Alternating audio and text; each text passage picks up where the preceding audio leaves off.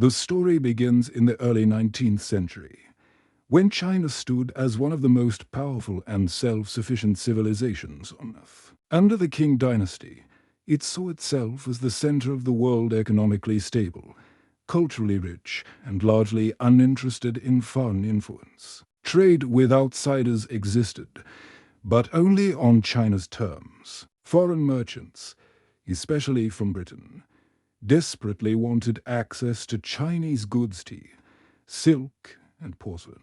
But China had little interest in British products. The balance of trade tilted heavily in China's favor, draining silver from Britain's economy. This imbalance created pressure.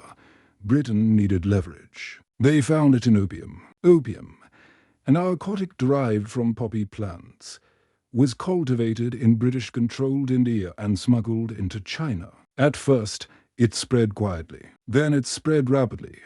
Addiction followed. Millions of Chinese citizens became dependent. Productivity declined.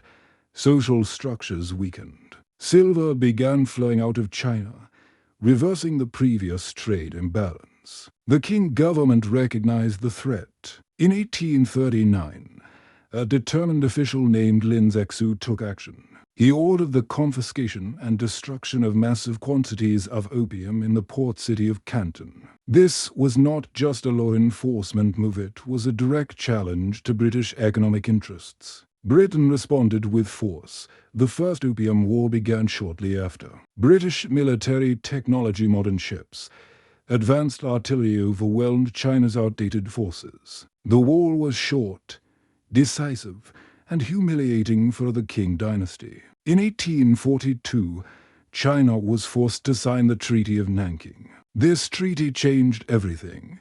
China ceded Hong Kong to Britain. It opened multiple ports to foreign trade. It granted foreigners legal privileges that placed them above Chinese law. These were called unequal treaties, and they marked the beginning of a long period of foreign domination.